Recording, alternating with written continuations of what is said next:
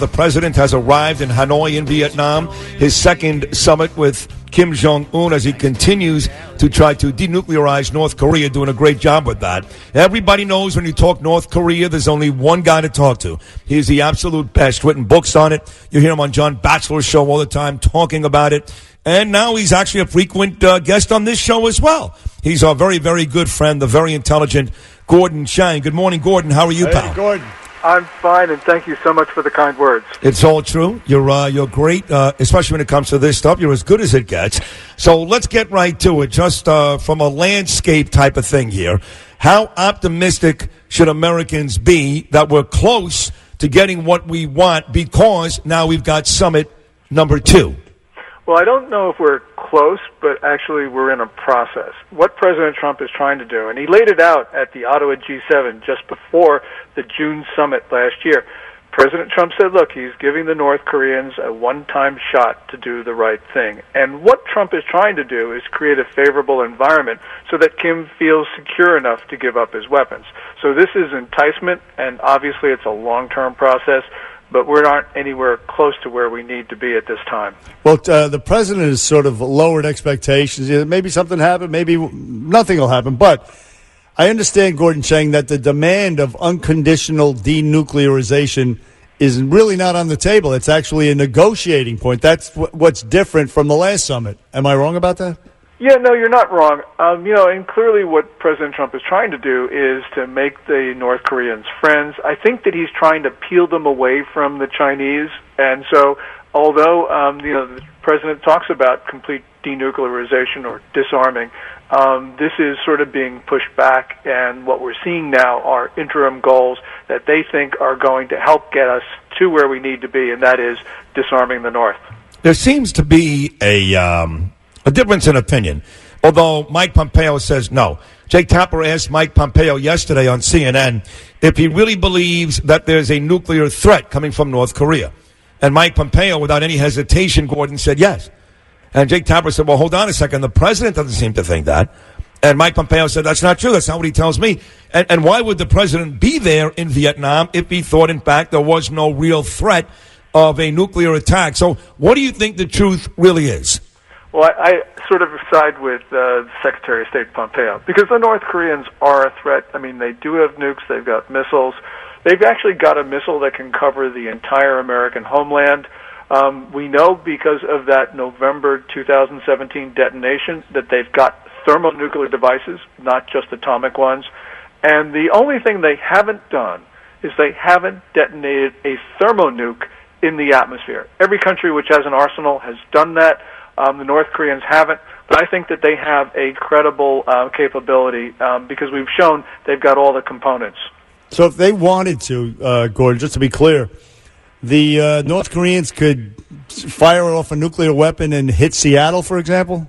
Or New York or Key West. Really? And we couldn't stop it? We have mid-course ground-based interceptors in California and Alaska. They are somewhat reliable. If the North Koreans shot only one missile, we probably could bring it down. But, nonetheless, the North Koreans are going to fire more than just one if they're going to start a war. Wow. I don't think they're going to do that, but nonetheless, they can overwhelm our missile defenses. Well, that's kind of chilling. Now, listen, the president just arrived in Hanoi, and as I said, alluded to, I believe, it took it took little Kim over 3 days to get to Hanoi by train.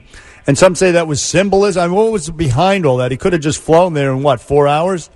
Well, he didn't want to fly because, first of all, his airplanes are not that reliable. He's worried about assassination attempts. And so that's why the Kim family, when it has the opportunity, will take that armored train that Stalin gave his grandfather, Kim Il-sung. Oh, interesting. 3 days on a train. Doesn't seem. And why exactly? This may be an obvious question, but again, most of our listeners don't know all the ins and outs, right? All the inside baseball. What is so significant? Why exactly did President Trump and Kim Jong pick Vietnam as the place for this second summit? That's a great question, and we don't know all the answers. But, from the U.S. perspective, there are two reasons which are evident. One of them is we want to show that even though a country has been an enemy of the U.S., we can be friends.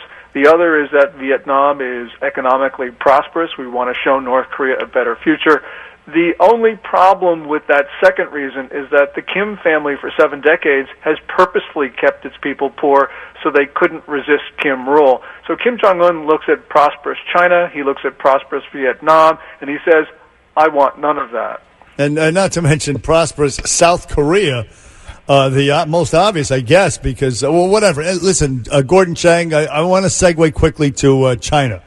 The president he postponed putting on tariffs against the Chinese, but the Chinese economy has been hurting as of late. We've been booming. I mean, what's happening with this the trade war? Well, there's probably going to be a settlement. There's going to be an agreement. Yesterday, President Trump talked about a signing summit with Xi Jinping, the Chinese ruler. That could occur next month at Mar-a-Lago. And there's a lot of issues to still be resolved, but nonetheless, it's going towards some sort of agreement. Let me ask you about, I'm going to keep moving countries like Bernie just did. He went to China. We started with North Korea. Let's move to Iran. Their foreign minister just quit. Now, we know this deal. Trump basically ripped it up. It was a terrible deal put together by John Kerry. But the foreign minister in Iran quitting today, Gordon Chang, or yesterday, what does that mean for us moving forward in some type of negotiations with Iran? Yeah, I don't know if we're actually going to have deep negotiations with Iran. What we're trying to do is pressure them into submission. And I think the Trump policy is a much better one than the Obama one. You know, we like to think that we can talk bad leaders into good results. That's not very true, unfortunately. Right. You get the feeling that maybe the foreign minister quit because with this administration, he probably felt like he was not going to be able to get anything done on the plus side for his country, maybe. Well, sure, yeah, and clearly the Ayatollahs are unrepentant. On the way out, Gordon Chang, who we can ask about anything, and he can just roll with it. The handicap, the odds, do you think maybe something was baked in the cake in this North Korean deal, meeting? I mean, the president flew for 24 hours. I don't think he's going to fly that distance if they didn't already have something in the can. What are your thoughts on that? Yeah, no, I think you're right. I think there's probably going to be some sort of concessions on both sides. Nothing really that meaningful because we're still at a pretty early stage. But I don't really see the North Koreans doing what we need them to do, at least not now, because the Trump administration has relieved a lot of pressure on them. Kim Jong-un is not reciprocating gestures of friendship. Trump's going to have to go back to really enforcing sanctions so that the regime is starved of cash. It is 9:35 p.m. in Hanoi, Vietnam, where President Trump landed just moments ago for his second summit with Kim Jong-un in attempts to denuclearize North Korea. You're a great guest. You know that. We love having you, Gordon. Thank you so much for the info today, and have a great day. Oh, well, thank you so much, Bernie and Sid. You got it, Always pal. a pleasure, Gordon Chang. The great Gordon Chang. On the Bernie and Sid Show. We're coming right back. Bernie and Sid in the morning.